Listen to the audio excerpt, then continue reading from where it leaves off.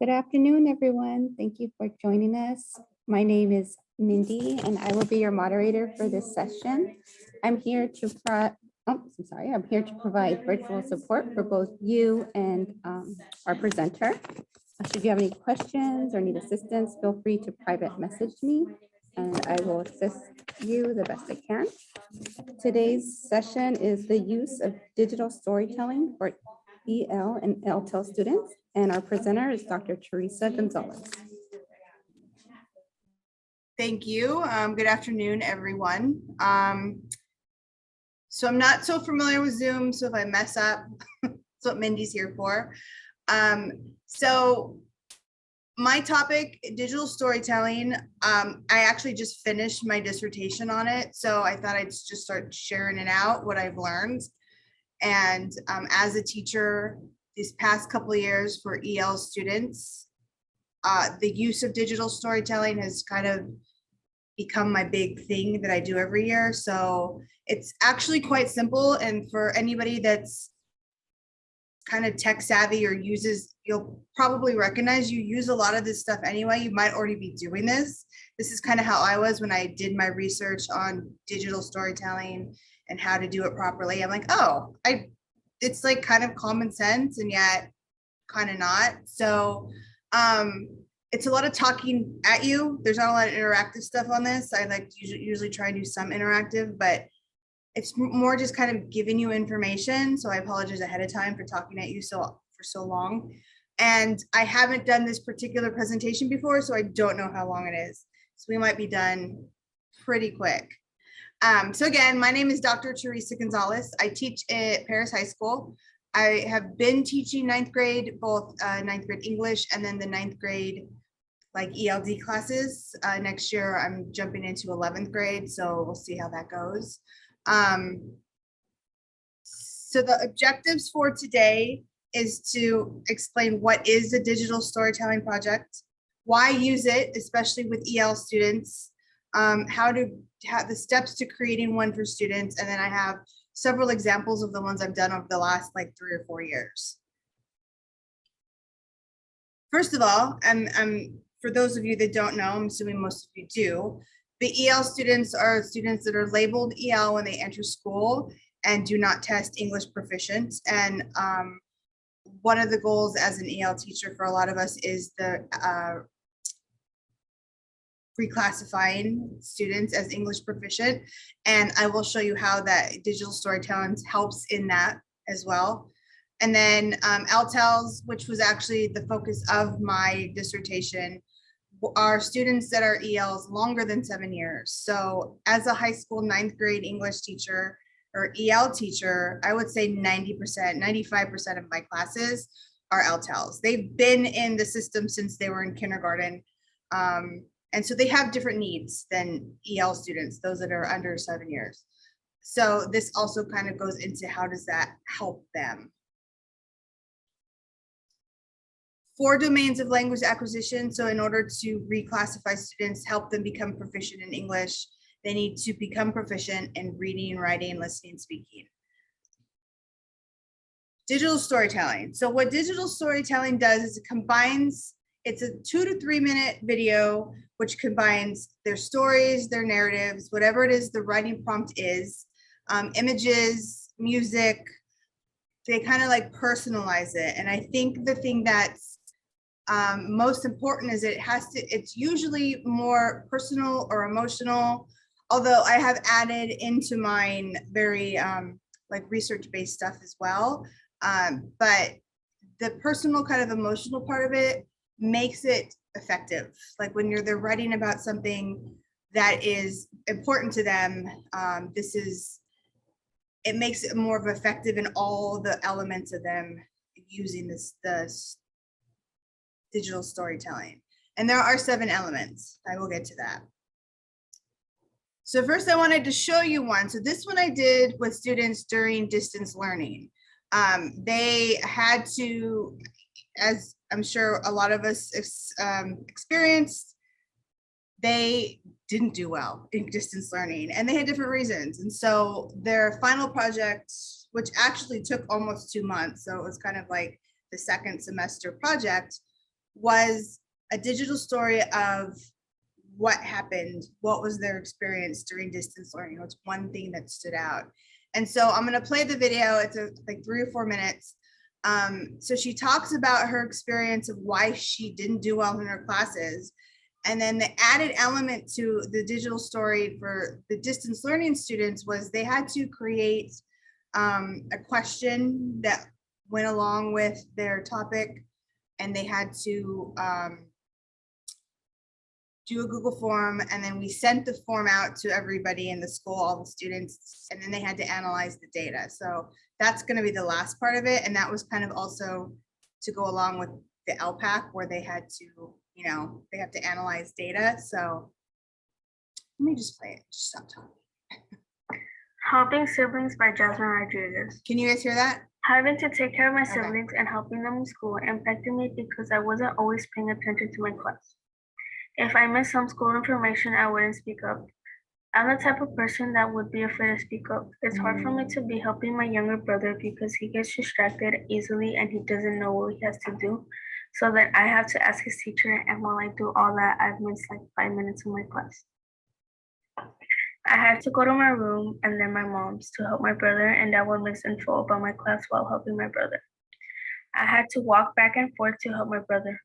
My mom would help him with the things she understood. She can't really help him a lot since everything is in English and she doesn't really understand English. She tries her best to help him so that I can do what I have to do. There's also some times where she has to call me just so I can explain to her what he has to do so she can help him. My mom and dad are the only ones that have patience for my brother. My 2 older brothers aren't, so that's why it's only my mom and dad that can help him.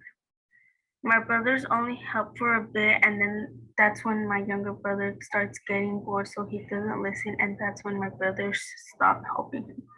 Sometimes my brother gets tired of doing school, so he just leaves his Chromebook in the room and he leaves the room to play with the dog.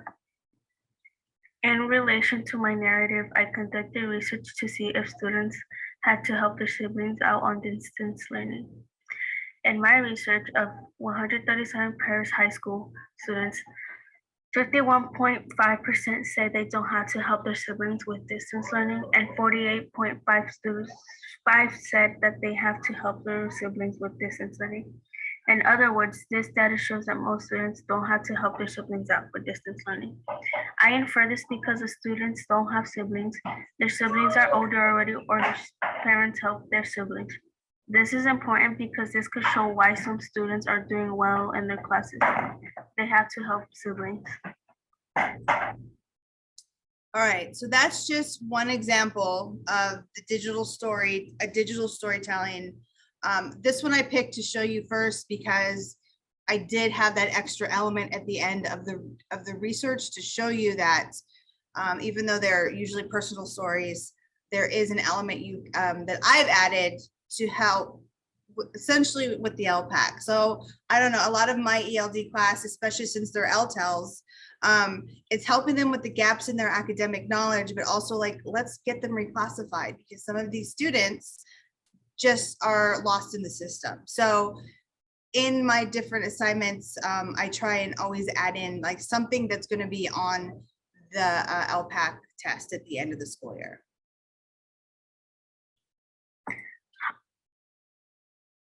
So digital storytelling includes 7 elements.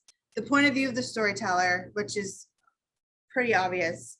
The question that will be answered at the end of the story, which is usually what the prompt is. The emotional content or issue that will be used. The personalization to help put the story into context. The music or sounds for the storyline. Making sure it's not too long and not too short, and the pacing. And so these are all the things that I focus on when we create these stories. And again, I usually do these at the end of a semester or middle to end. So by then you have created a rapport with the student, know what they're capable of, know what their strengths and weaknesses are. So when it comes to this, because as you'll see, it's a pretty lengthy process, you know what you're working with, you know how you're working with the students. This is just some research for your own information. I'm not going to go through all of this, but again, I did this for my dissertation. I just want to show that this is actually not in the United States, but most of the research I found for the use of digital storytelling in language acquisition is in other countries. And a lot of it's actually with elementary school kids. So elementary school uses digital storytelling in other countries to teach students English. But as you can see also, there are a couple universities as well. So it expands the K through university level, and it's used for reading, writing, critical thinking, motivation. It's been used multiple times. Again, there's not a lot about the study in the United States, so that's kind of why I'm trying to bring it here. So this is how it pairs up. When you create a digital story, you have the story, you have the images, you have the video you create, you have text, you have music, and you have the voiceover. So how that translates to the 4 domains of language acquisition is the writing is writing the script. They have to write a narrative before they ever do anything else. So whatever the prompt is, that's the writing portion of it. And there's a lot of editing that goes into it. The reading is the reading the script over and over again to themselves, to the teacher, and then when they're actually reading it out loud. The listening is to themselves, to their own projects, so they have to narrate it. So it's like they listen to it, they read it, they listen to it, they don't like it, they delete it, they start over. And then there's also the listening to each other's. So the share out process, you're listening to each other's stories. And then the speaking is reading the narrative out loud, which I've seen they do over and over to get it right. And then speaking with the teacher for feedback. So it covers all 4 domains of language acquisition. So here's the how to create it. First is the how to record. So find a recording program that works for your student. So mine use Screencastify. So Screencastify is from the Chrome web store, or there's Loom, which is also, it's a website. So if you don't have Chromebooks, you can still use Loom. And what I do is pretty much from the beginning, when I first get them, load it onto their computer. And again, because of the LTEL portion of it, because they need the speaking practice, and because I can't always hear them one-on-one, I use Screencastify weekly, where they have to do something where they're recording themselves. So this example here so what I do is I give them they have to watch how-to videos on YouTube. So how to change a tire, how to wrap a present. This particular day, we watched videos on how to swaddle and bathe the baby. And so what they have to do is they have to take notes. As they're listening, they're taking notes, again, practicing for the LPAC. They're taking notes. And then once with the notes, they have to kind of tell me what they learned in their own words based on their notes. They can't go back and watch the video. They only have their notes. So that's what this video is. I'm not going to play it, but it's there if you want to just kind of check it out. So they are just kind of it's practice. It's all practice. I do practice weekly. So that's the how to record part. I don't know a lot of other programs that those 2 don't work, but probably find out. But again, Screencastify, it's my students, like we use it all the time. Whoops. Yeah, it is. All right, the prompt. So ahead of time, brainstorm the prompt. So whatever the prompt is, the first step is to brainstorm. They brainstorm, they write down all their ideas.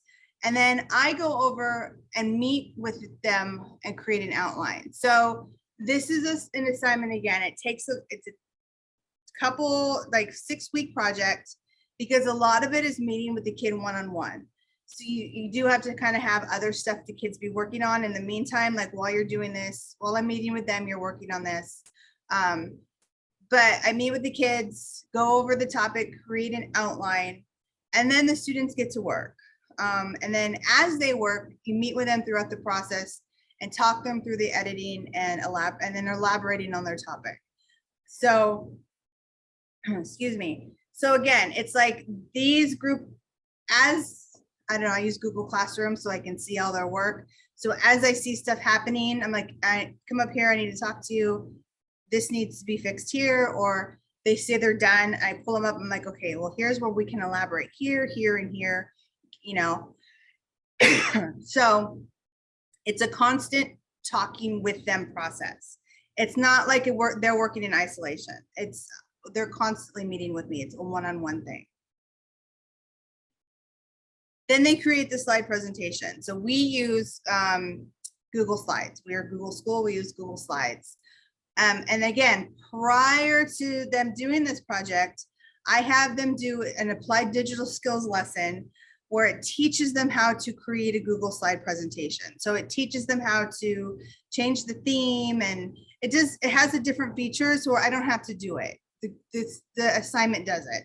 So if you've never used applied digital skills, again, it's amazing. It teaches them the skills they need for Google stuff step by step so that you don't have to do it.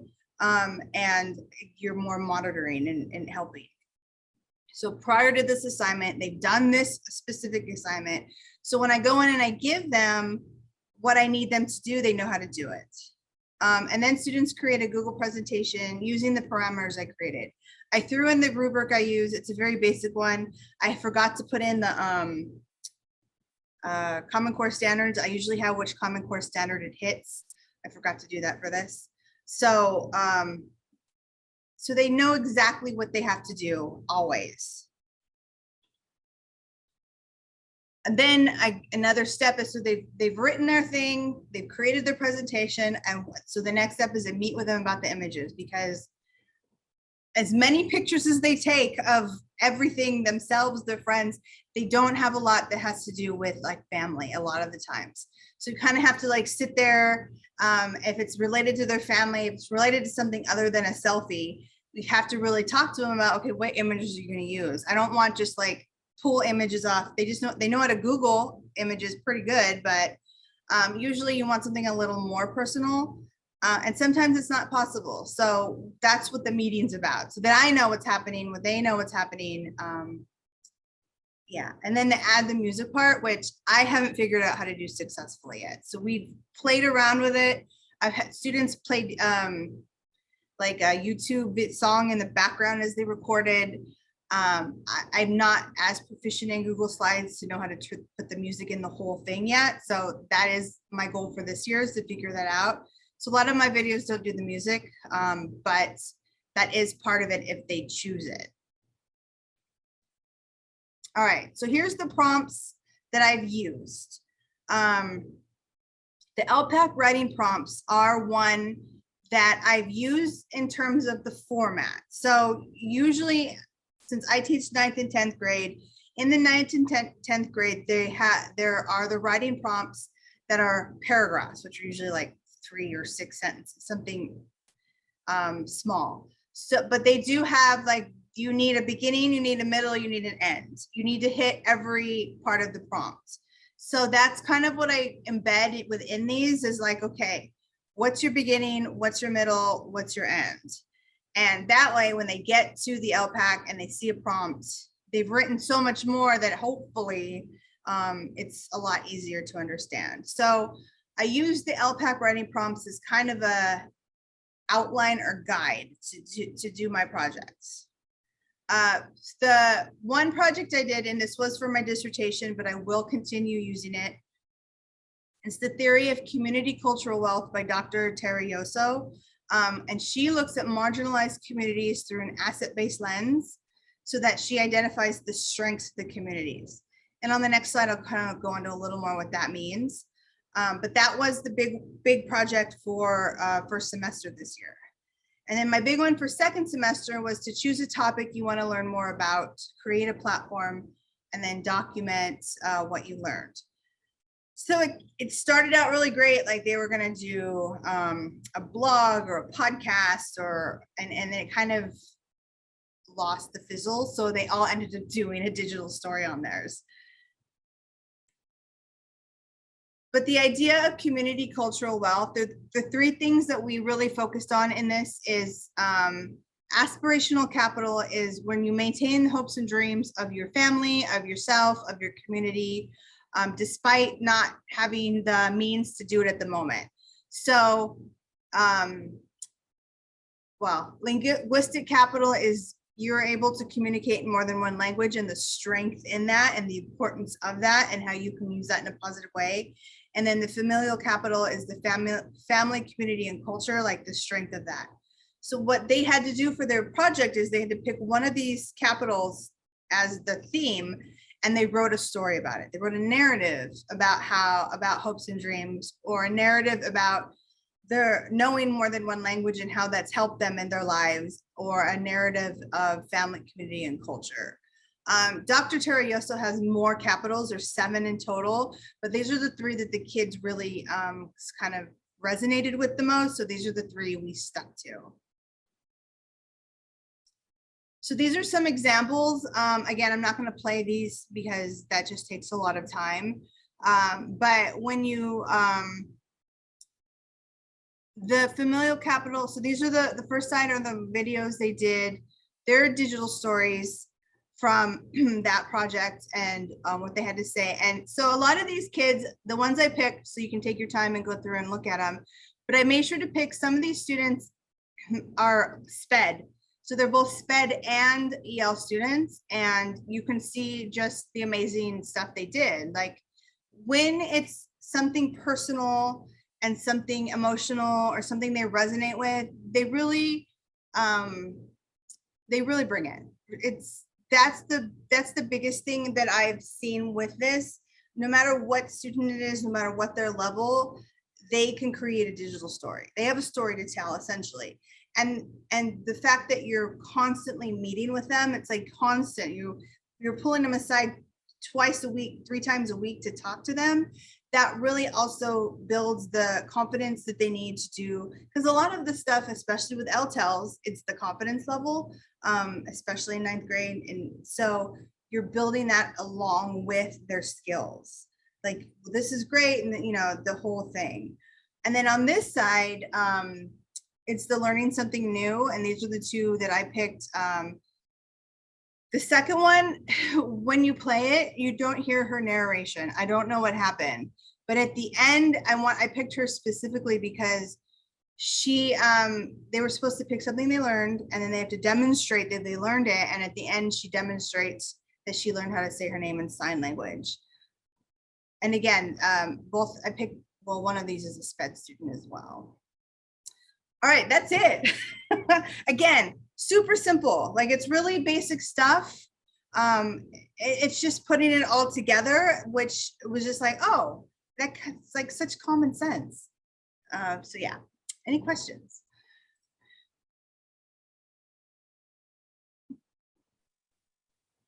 I like this idea because it's it will help with making connections with each of the students and getting to know the ELs.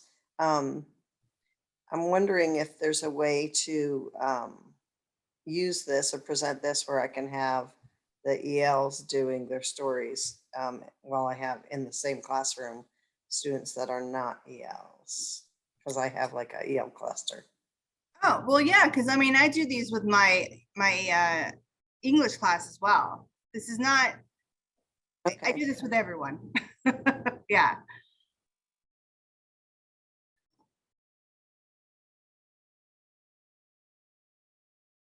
Any other questions?